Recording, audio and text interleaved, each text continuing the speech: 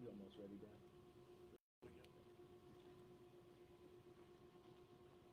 You all prepared? Well, thank you for coming. I'm Congressman Kevin McCarthy, the Republican leader. And before we begin our press conference, I do want to convey our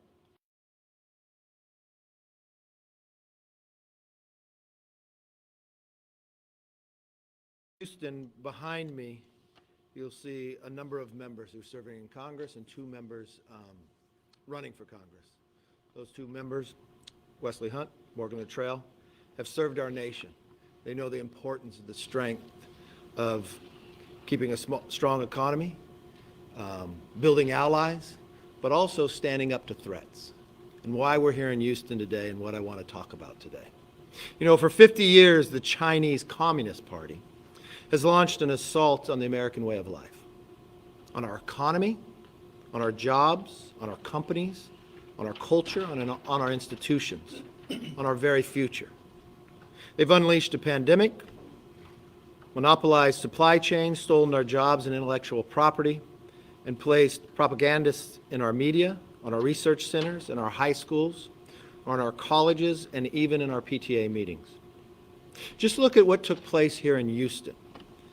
You know, Secretary Pompeo said it, if the Chinese consulate was a hub of spying and intellectual property theft, stealing from research institutions and companies in Texas. And Texas is a leader in our nation, especially when it comes to healthcare, from energy, from technology, and others. The Trump administration stood up and had the guts to call it exactly what it was, to hold them accountable. And think about it, if you're innocent of wrongdoing, normally a bonfire to destroy thousands of documents wouldn't be necessary.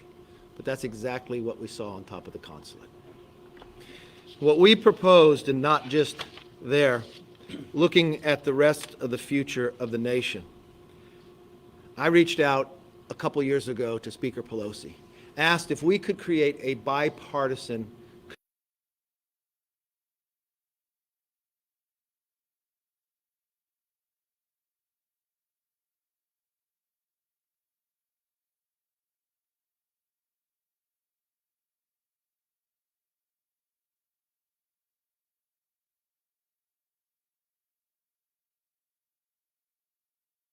that we needed to move forward. So I looked to Michael McCaul, a leader in so many areas, former prosecutor, to head up a China commission. I'm very proud of the work that they have done. When they were finished, 2/3 of all the ideas that they produced were bipartisan. I've watched both sides of the aisle look out and give the voices, give the ideas of how we can confront the Communist Party, how we can make sure that they don't control our critical minerals, that they don't control our medical supply, that they don't control other industries to go after as they have today. Later this month, we'll roll out the Commitment to America. And inside the Commitment to America, we lay out a number of proposals of how to bring that supply chain away from the Communist Party of China and back to America. Build that supply chain here to make America stronger with more American jobs and protect our intellectual property. And Michael McCaul has done a tremendous job with a number of members throughout, and we look forward in the majority of expanding not just that task force, but a committee itself dealing with the Chinese Communist Party. With that, I'd like to bring up Congressman Michael McCaul. Thanks, Leader. Thank you. Thank you. Thanks, Leader, and welcome to Texas. It's great to have you. California. California and Texas, we get that a lot these days.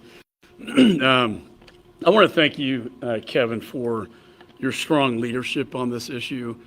He's always been out there on protecting American jobs, supply chain from China, who I consider to be the biggest threat now to our national security.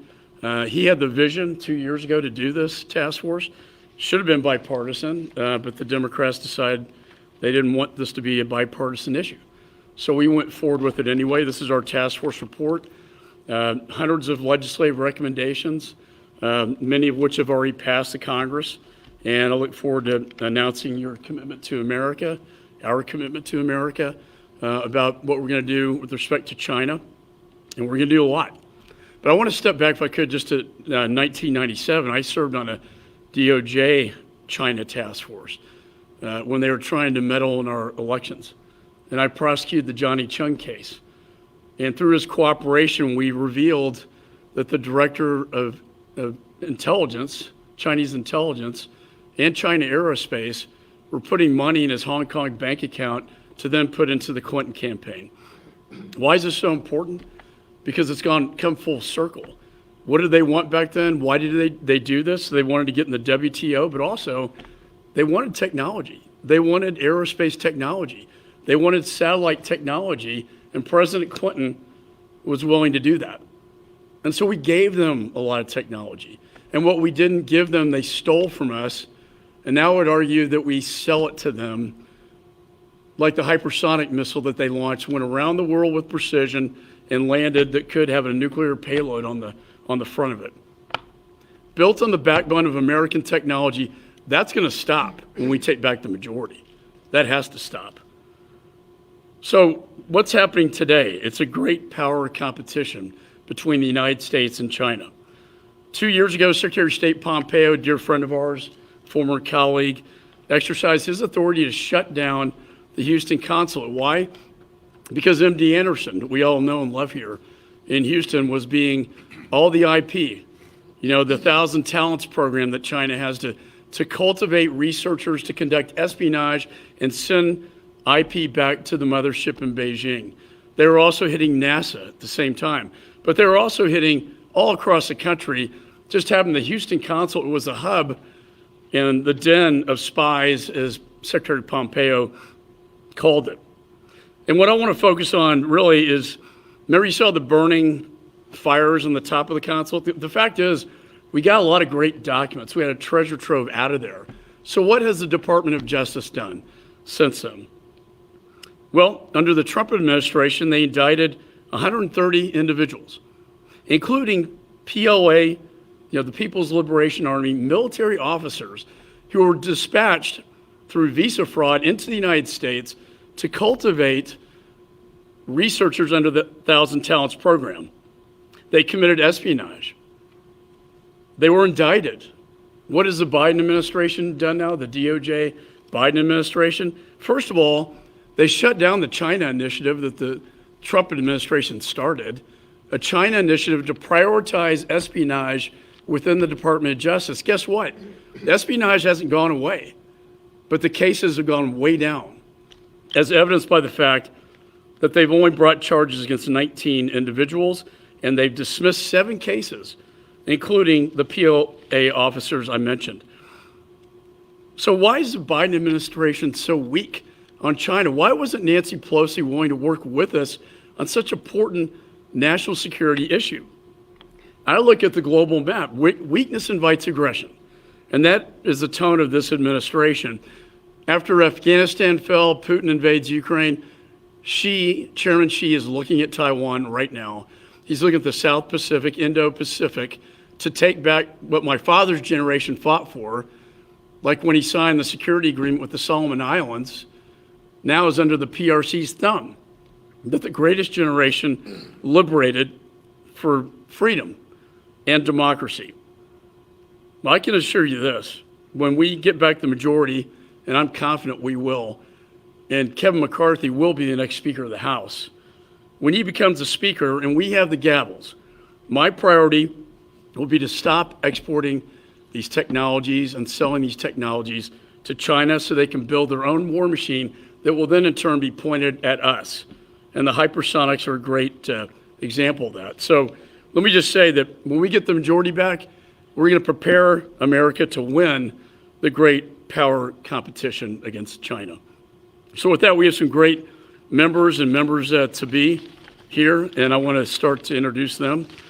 First, we have our 2 GOP nominees for Texas 38 and 8, 2 veterans of war, 2 war heroes, 1 Navy SEAL, 1 Apache helicopter pilot, Wesley Hunt and Morgan Luttrell.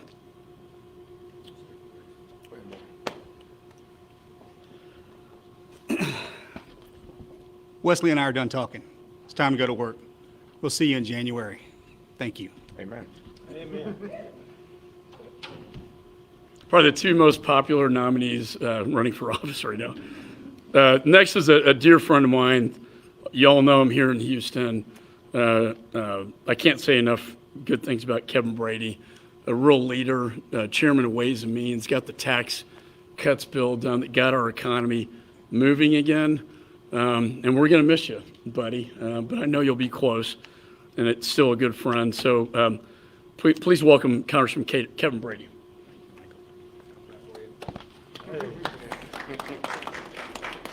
Michael, thank you very much, not just for your friendship. Your leadership at the China Accountability Task Force has been the best I've ever seen of an important issue like this, so thank you.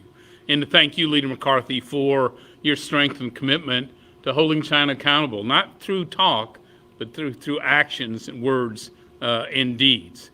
And I also want to thank our host today, Chairwoman Cindy Siegel, and the Harris County Republican Party for the remarkable work they're doing to turn Harris County and return Harris County red and keep Texas red as well.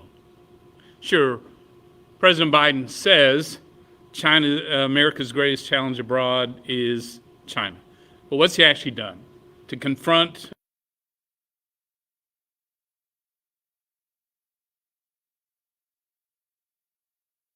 the first year of his presidency? Joe Biden's strategy for China was a single paragraph, one paragraph, and it showed. For some reason, he simply refuses to confront China, to hold them accountable, even when American companies and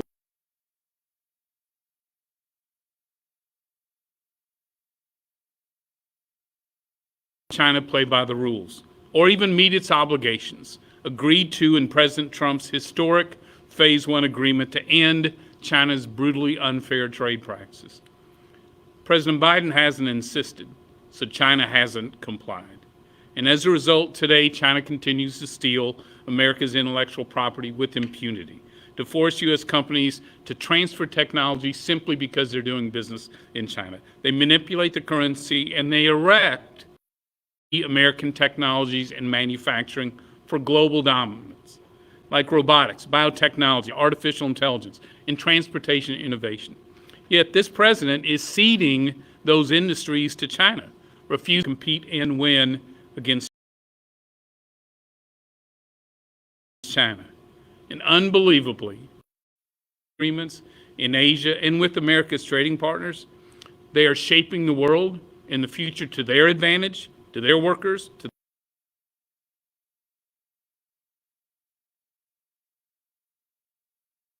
China's economic aggression around the world. Trade again.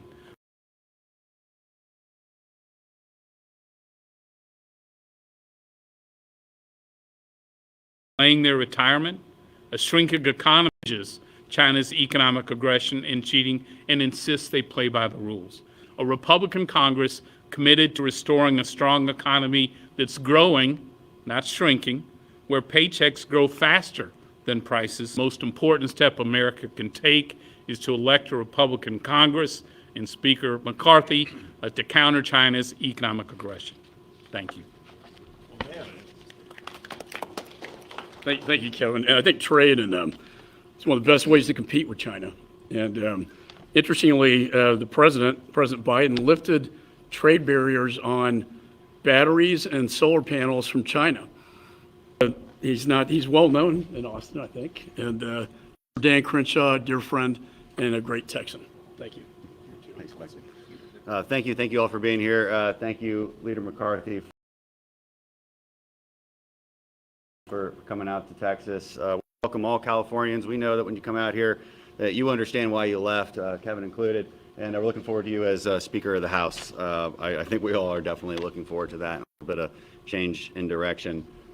Kevin Brady, always have to say a few words about my friend Kevin. We're going to miss him very much. This is a man of great intellect that is leaving our conference. Fortunately, he will be replaced by another excellent future member, Morgan Luttrell. Of course, Kevin has a very difficult decision to make in November, and that's who he's going to vote for. because I will be on the ballot, and where Kevin lives will be my new constituent, which he's very excited about, of course. I am very excited. Yeah, he's got all my signs. He's got all my signs. We're all very excited about it. My best volunteer. He is way too happy about it. I'm very happy about it. No, he'll be sorely missed. We have a great delegation. I was very proud to be up here with this group. So we're here to talk about China, and I think talk about how the veil needs to be lifted. Right? For decades, American intellectuals and elites have misread Chinese intentions. For decades, there's been China apologists believing that they were a developing country who would grow into their democracy, who are our ally against the Soviets. And this opening to China and this delivering, sometimes overt and purposeful delivering of technology to China has put us into this situation now. Most people, most of American intellectuals and elites who were former China apologists have woken up out of this slumber, most of them. But then you have a president like Joe Biden who, when his own Speaker of the House, Nancy Pelosi, goes to Taiwan, as she should have, he throws her under the bus and says, I'm not so sure this is a really good idea. It's hard to imagine a weaker statement. So we are in a real problem here. We have to all get on the same page about the true nature of China and the true nature of Chinese intentions. And the list is very long. We have over 100,000 people dying of opioid overdoses every year in this country. 80,000 of those are directly related to fentanyl. Where is fentanyl coming from? The basic components come from China through the Mexican drug cartels and lacing whatever drug someone is taking here in the United States. 80,000 people. If that's not an act of war from the Mexican drug cartels and from the Chinese suppliers, then I don't know what is. We have to be waking up to this. The Trump administration, to at least address that to the best way that they could. We haven't heard a peep out of the Biden administration on how to address something like that. We have both sides, both ports at either end of the Panama Canal owned by Chinese. Does anyone think that's a good idea? I can't imagine we do. We need a pivot. We need a pivot that looks to the Pacific and builds alliances there, looks to Australia, Japan, and India as solid allies against the Chinese. And we need to look south of our border too, because that's the threat that's right here, right in front of us. And if nobody cares about any of that, and maybe some of the folks listening to this care just about climate change, care about the environmental question, and some would even go as far as to say that the Chinese are the ones who are really pushing for green energy. They're the ones doing all the right stuff because they build all the solar panels that we buy. But that's complete nonsense. They are by far the #1 emitter in the world. They're at like 30%. The United States is at 13% or so and declining. For the past couple of decades, for every ton of carbon that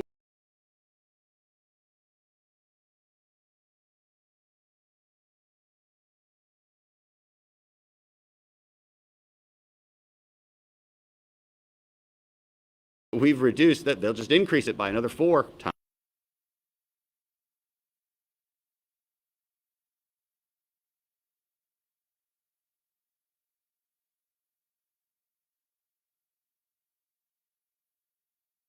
In coal capacity, both in their own country and around the world than any other country, by far.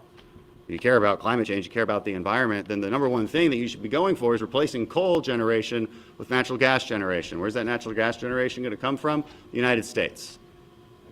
But nobody wants to believe that. People want to give China credit for their environmental standards, which is complete nonsense, and we have to be very vocal and very public about debunking that lie. It is simply not true. If you let Texas Energy the way, if you let American energy lead the way, we will reduce emissions, we will have energy security, people won't have to worry about their air conditioning coming on in the or the heat coming on in the winter, and Kevin can charge his electric car in California. I had to. Not this week. Not this week. Gavin Newsom doesn't want you to charge your electric car because their energy grid is failing. That cannot be our future. We have to be smarter than that. And letting the Chinese produce and export our energy to here is the last thing that we need. And I appreciate, Kevin, you setting this up, and I appreciate all my colleagues for their acute attention on this important issue. Thank you. Thanks, Dan. I'd say on the energy issue, we mandated sanctions on Nord Stream 2, Putin's pipeline into Europe. And what does this president do? He waives our sanctions. We tried to take his waiver out, but he essentially allowed Putin to complete his pipeline into Europe, making them dependent on Russian energy, not American energy. And guess who's buying Russian energy now? China. And there's a carve-out exception in the sanctions, just for that. So, Dan, thanks for bringing up the energy issue. Next, we have another great Texan who's from an energy district, and another dear friend, Randy Weber. Well, thank you, Chairman, for your leadership, and thank you, leader, for putting this together. And let me say something that our great leader said, and I don't want y'all to miss. Nancy Pelosi agreed on the front end to put together a bipartisan task force on this issue. That's how important it is. And then what does she do at the last minute? She backs out. They play politics again. They put politics first and Americans dead last. That's what they do. Kevin was not to be deterred. He went forward anyway. And you've got the report here of the China Task Force. Look through it, of all the recommendations. That's what we're going to do when we get back in power. Listen, folks, some of you all have heard about, you remember Pablo Escobar from Colombia, the great cocaine lord? And how about Juan Chapo, El Chapo, the great heroin lord from Mexico? Now we've got Chinese Communist Party, who's the fentanyl lord. They are literally co-sponsoring the drug cartels and bringing drugs across our border. And you're right, Dan, we are under an invasion. We are under invasion. 100,000 people, our great leader said last night at an event I was at, that 100,000 people a year dying, that's 300 Americans a day. Today, 300 Americans will die. Tomorrow, 300 Americans will die. We've got to get in control. This is helping. Our leader, soon to be speaker, is committed to this. You're going to see that when we roll out Commitment to America. You're going to see a change. It is time for America to wake up and understand what the Democrats are doing. They're playing politics. They don't care if China steals our technology. They don't care if the drug lords are making billions of dollars coming across the border, even the deaths of 100,000 Americans. They're playing politics. They want global warming and climate change to be their main issue. They want the Green New Deal to be their main issue. We won't allow that to happen. When we get in control, we'll be back to business, as our great chairman said. We'll be back doing everything right so that Americans will have a better lifestyle. It's time to secure that border and put America first. Democrats, wake up. I yield back. Thanks, Randy. Yeah, if I could just say, fentanyls are the #1 killer now of our youngest generation. And it's all coming from precursors from China into Mexico. Cartels cook it and make it, ship it across the border. My daughter personally has gone to 5 funerals of friends of hers not knowing what they were taking had fentanyl. And it's just, it's a tragedy that we don't talk about enough. Next, I've got Brian Babin, who represents the LBJ Space Center, the Johnson Space Center, NASA, who was actually impacted by the Houston consulate trying to steal data and intellectual property from NASA. So, Brian? Thank you. Ladies and gentlemen, thank you all for being here. I also want to thank Kevin McCarthy for getting this thing up. And Michael, thank you so much. We really appreciate having the opportunity to come over here and tell you of this enormous issue. It's the greatest external threat to the United States today is Communist China. They're not our friends, folks. They've never been our friend. They use our favors. They use our technology. They use our innovation and our goodwill to turn it right back on it and gain dominance over the United States of America. When Republicans retake the majority, we will finally hold the Chinese Communist Party responsible for their efforts to destabilize America. The growing threat of Communist China is far more severe, I think, than the average American realizes out there and recognizes. From the terrible human rights violations, COVID origins, and the containment of COVID, espionage right here in Houston as well, and intellectual property theft, and even involvement in the fentanyl crisis. As you've just heard, I'm a healthcare practitioner. Fentanyl belongs in the operating room, folks. And we are seeing between the ages of 18 and 45, the main cause of death is fentanyl poisoning and toxic and overdosing. That's coming from China up through Mexico.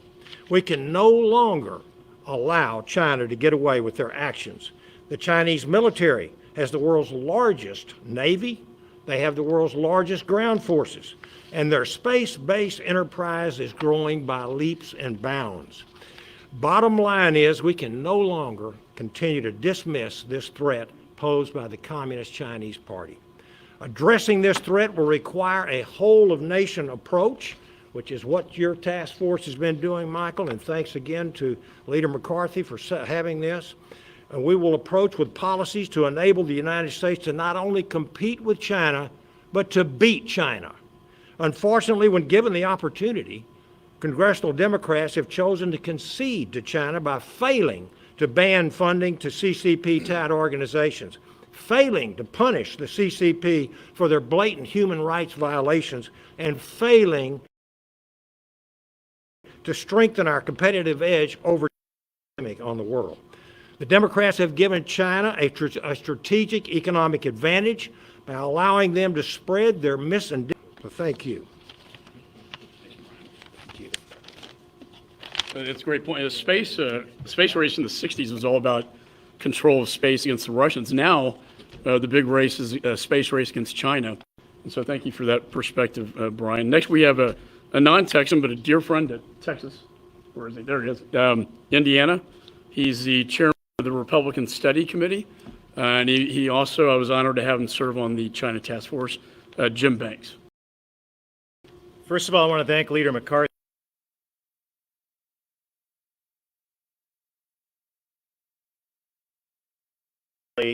and economically, and that's the type of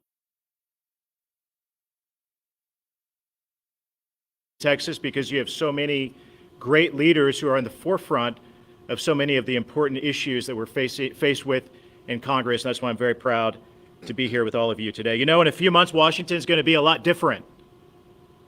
Speaker Pelosi is going to be enjoying retirement on a beach in Italy, right? Dr. Fauci is going to be working toward energy independence. Attorney General Garland won't have time to snoop on concerned parents because he's going to be too busy explaining himself to Republicans in Congress on Capitol Hill instead. A lot is going to change overseas as well, most of all in China. Next week in Pennsylvania, Leader McCarthy and many of our Republican colleagues are going to release the Republican platform for next Congress, a quote,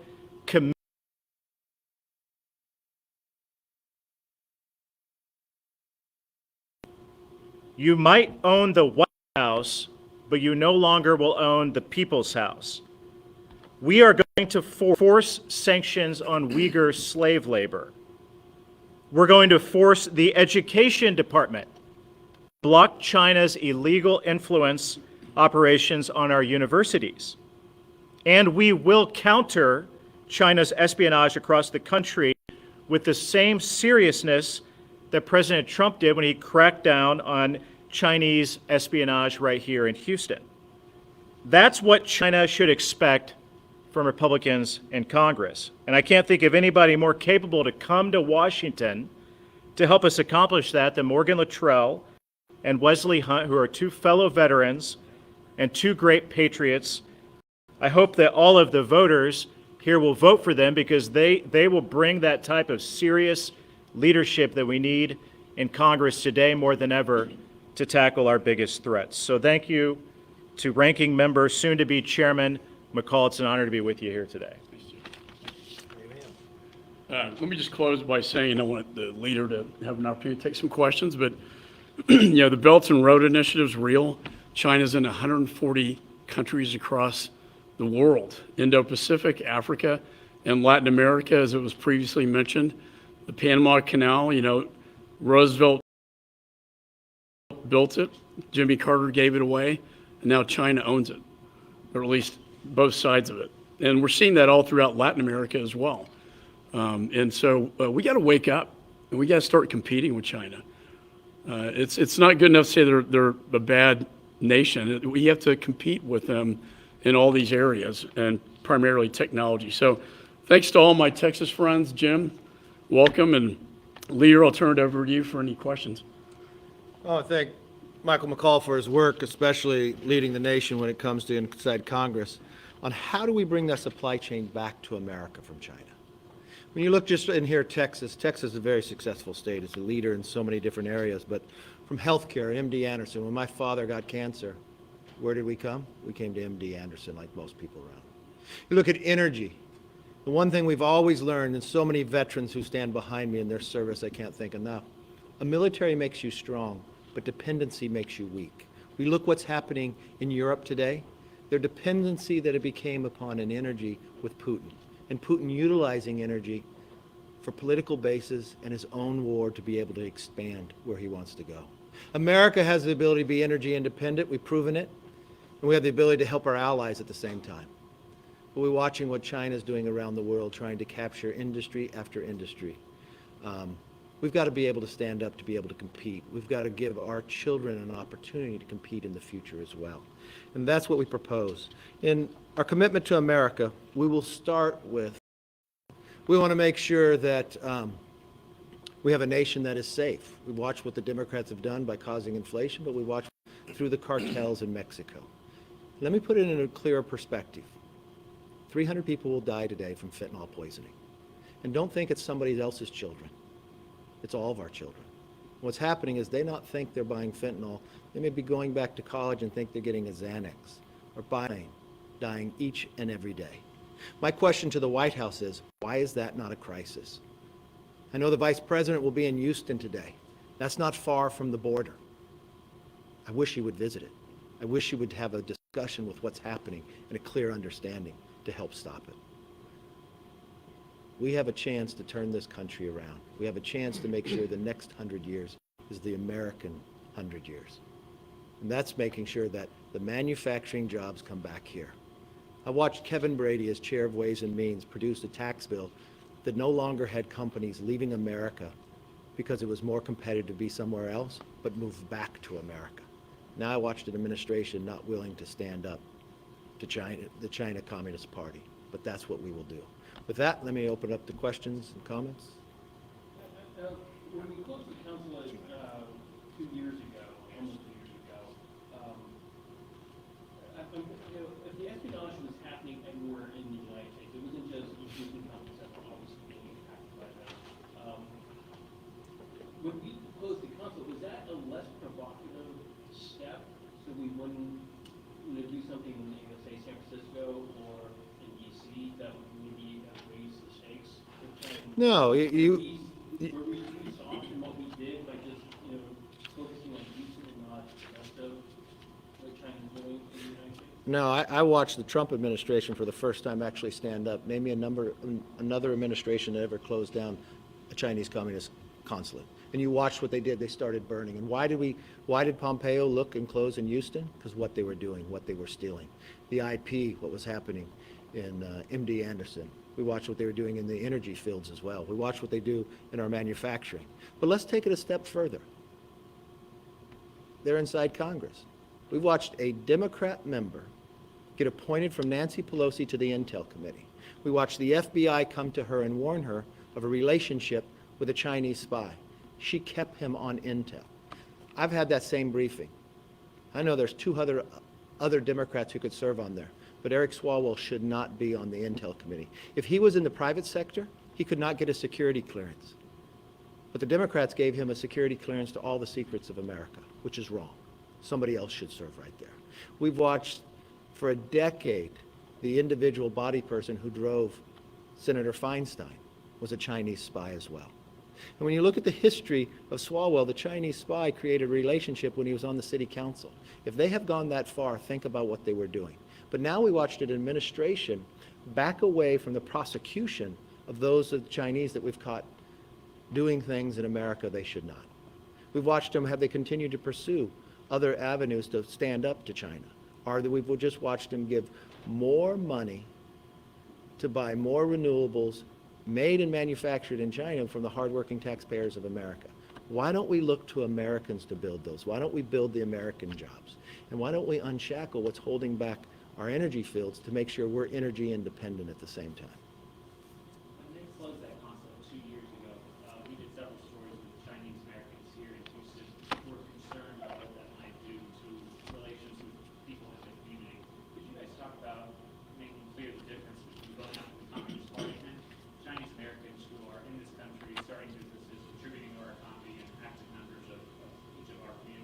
Thank you for asking that question, because I want to say to every single Chinese American, thank you for what you're doing. Thank you for being a part of this nation.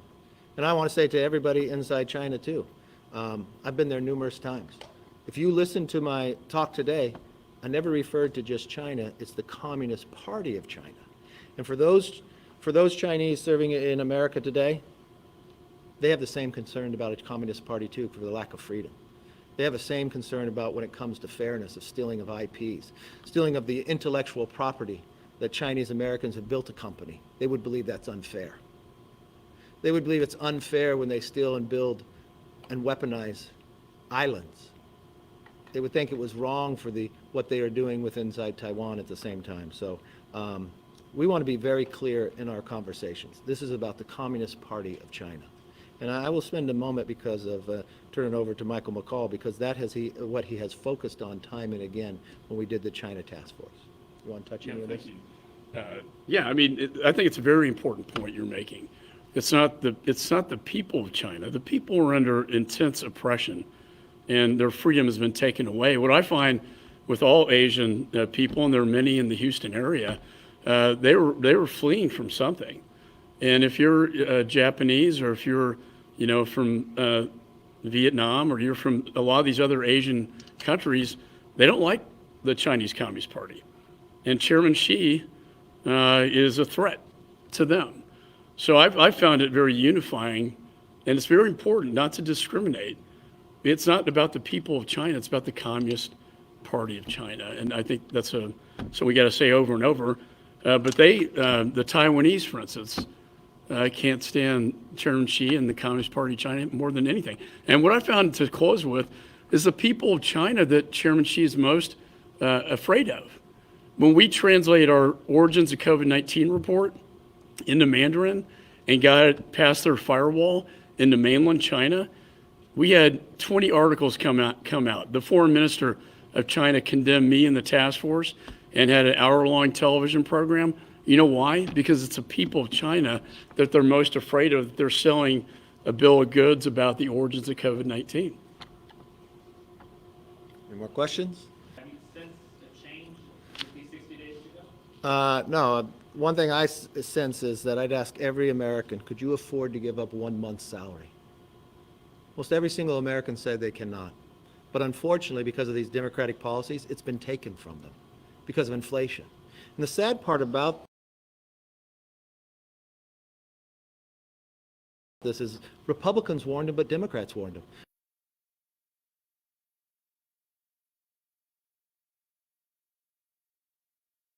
Treasury Secretary Larry Summers gave them fear and said, do not do it, it will create inflation. But they went control the ability from our regulation, and now we watch in America there's a challenge for even baby formula.